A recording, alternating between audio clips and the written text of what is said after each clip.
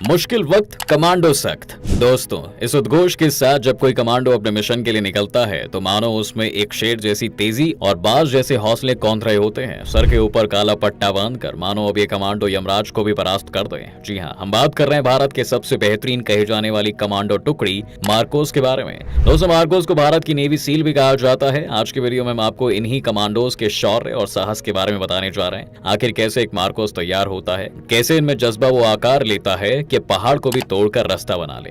लेकिन उससे पहले हम उम्मीद करते हैं कि आपने हमारे चैनल को सब्सक्राइब कर ही लिया होगा और बेल आइकॉन को भी दबा दिया होगा ताकि आपको हमारे चैनल की हर वीडियो का नोटिफिकेशन सबसे पहले मिल जाए। दोस्तों, जैसे कि आप जानते हैं कि इसी साल G20 समिट की अध्यक्षता भारत कर रहा है। इसकी एक बैठक जम्मू कश्मीर के श्रीनगर में आयोजित की गई थी, जहां सुरक्षा की कड़ी तैयारी की गई थी। 2019 में अनुच्छेद 370 हटाए जाने के बाद पहली बार ऐसा हुआ है जब यहाँ पर कोई इंटरनेशनल लेवल पर बैठक हुई हो। इसी वजह से उस एरिया में सुरक्षा को देखना अपने आप में एक चुनौती थी। इस दौरान पूरे क्षेत्र में सुरक्षा की जिम्मेदारी इन्हीं मार्कोस और एनएसजी कमांडो को दी गई थी। दरअसल मार्कोस को भारत के सबसे खतरनाक कमांडो में गिना जाता है। इसकी ट्रेनिंग भी बहुत ही खतरनाक होती है। हर किसी के लिए इसको क्वालिफाई करना संभव नहीं होता। इतना ही नहीं, मार्कोस के नाम से ही दुश्मनों की रूह कांप जाती है। लेकिन सबसे पहले जान लेते हैं दोस्तों कि कौन होते हैं ये मार्कोस कमांडो। दोस्तों, कहने को तो भारत में कई घातक और खतरनाक स्पेशल फोर्स हैं जिनके नाम भर से ही दुश्मनों के पसीने छूटने लगते हैं, लेकिन मार्कोस फोर्स अपने आप में ही कुछ खास है।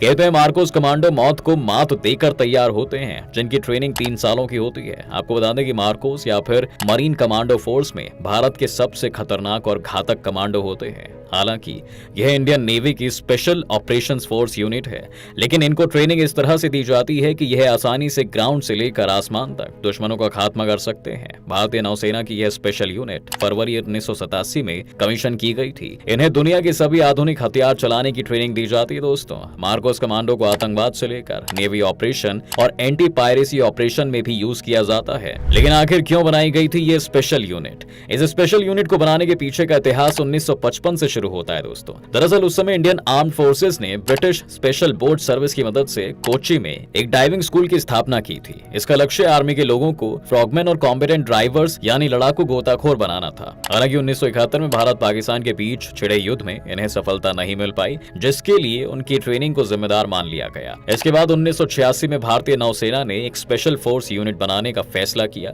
जिसका काम छापा मारना, एंटी टेररिस्ट ऑपरेशन करना और समुद्र में हो रहे लूटपाट को कम करना था। इसके अलावा आपकी जानकारी के लिए बता दें कि 1987 में मार्कोस कमांडो के स्पेशल यूनिट को बनाने का एक और कारण था कि उस वक्त आतंकवादी हमले और समुद्री लुटेरों का आतंक काफी तेजी से बढ़ने लगा था। जी हाँ, उस पर काबू पाने और सबक सिखाने के लिए एक स्पेशल फोर्स की जरूरत थी। उस दौरान इस यूनिट की स्थापना की गई थी। वहीं उस समय इसके लिए 1955 के ट्रेनिंग सेंटर के 3 वॉलंटियर अधिकारियों को भी चुना गया था, जिन्होंने यूनाइटेड स्टेट्स के नेवल ट्रेनिंग सेंटर कोर्नाडो में ट्रेनिंग ली थी। 1987 में जब यह यूनिट तैयार हुई तो इसका नाम मरीन स्पेशल फोर्स रखा गया। 1991 में इस यूनिट का नाम बदलकर मरीन कमांडो फोर्स रख दिया गया। अगले बड़े सवाल की ओर बढ़ते हुए दोस्तों, अब बात कर लेते हैं कि क्यों इतनी कठिन मानी जाती है मार्कोस कमांडो की ट्रेनिंग।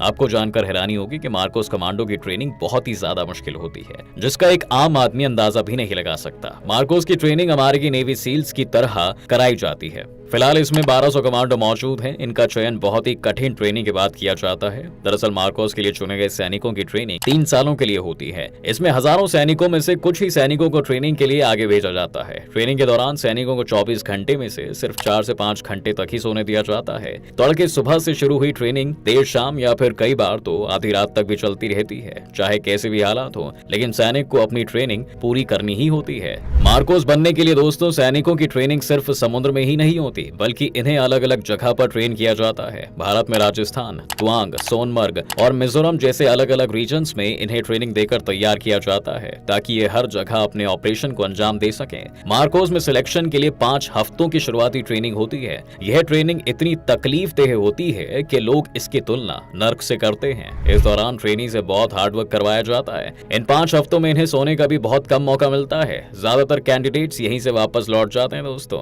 इस ट्रेनिंग को कंप्लीट कंप्लीट करके जो लोग बचते हैं उन्हें मार्कोस की 3 साल की असली ट्रेनिंग करवाई जाती है। जी हाँ, इसमें ट्रेनिंग को अपने कंधे पर 25 किलो वजन लेकर जांघों तक कीचड़ में घुसकर 800 मीटर की दौड़ लगानी पड़ती है। फिर इनको हालो और हाहो नाम की 2 ट्रेनिंग दी जाती है। हालो जंप में ट्रेनिंग के लगभग 11 किलोमीटर की ऊंचाई से जमीन पर जंप करनी होती है, वहीं हाहो जंप में 8 किलोमीटर की ऊंचाई से जंप करनी होती है। साथ ही इस जंप के दौरान 8 सेकंड के अंदर ही इन्हें अपने पैराशूट को भी खोलना होता है।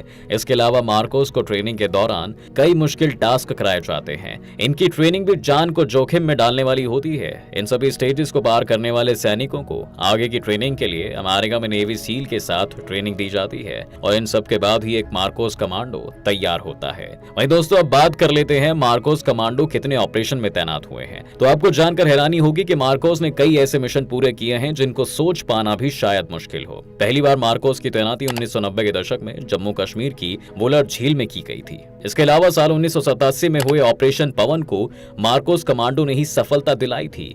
इसके बाद साल 1988 में कैक्टस ऑपरेशन, 1991 में ताशा ऑपरेशन, 1999 में कारगिल वॉर, 2008 में ब्लैक टोर्नाडो ऑपरेशन और 2015 में हुए राहत ऑपरेशन समेत इस स्पेशल कमांडो फोर्स ने कई बड़े ऑपरेशन में शानदार प्रदर्शन किया है। इसके बाद ये भी जान लीजिए दोस्तों कि आखिर इसका पूरा सिलेक्शन प्रोसेस क्या होता है। दरअसल आपको बता दें कि मार्कोस कमांडोज बनने के लिए थल, जल और वायु सेना के अलावा अर्धसैनिकल बल भी आवेदन कर सकते हैं। इसमें सेलेक्ट होना इतना टफ है कि भारतीय सेना के 10,000 सैनिकों में से कोई एक सैनिक ही मार्कोस कमांडो बन पाता है। इसमें अप्लाई करने के लिए कैंडिडेट की उम्र 20 साल से ज्यादा नहीं होनी चाहिए। उम्मीदवार को पहले दिन 3 फिजिकल फिटनेस टेस्ट और एलिजिबिलिटी टेस्ट से गुजरना होता है। इस दौरान ही करीब 90% उम्मीदवार रिजेक्ट हो जाते हैं। मार्कोस कमांडो के ट्रेनीज को आगरा के पैरा ट्रूपर ट्रेनिंग स्कूल में पैरा जंपिंग कराई जाती है। वहीं गोताखोरी के लिए उन्हें कोच्चि में नौसेना की डाइविंग स्कूल में ट्रेनिंग मिलती है। मार्कोस कमांडो की ट्रेनिंग में ओपन और closed circuit diving, advance weapon skills और मार्शल आर्ट के साथ साथ basic commando skills, air training, intelligence training,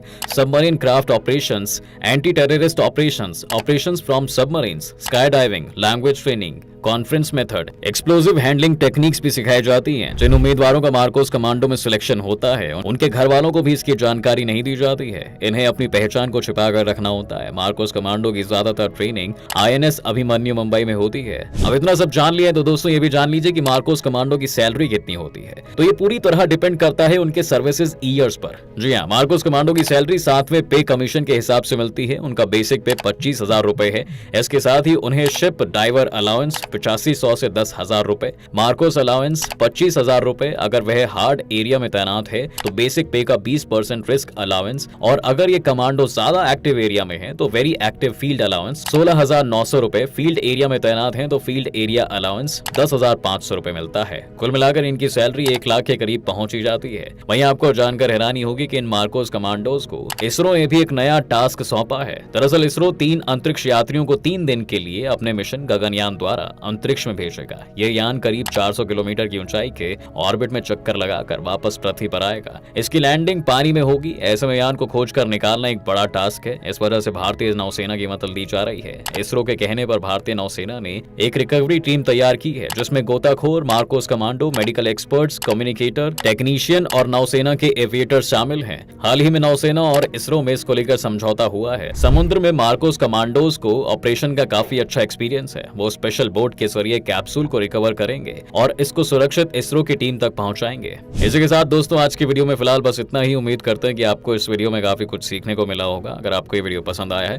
तो वीडियो को लाइक करें और अगर आप इस चैनल पर नए हैं तो जाने से पहले चैनल को सब्सक्राइब करना भी ना भूलें।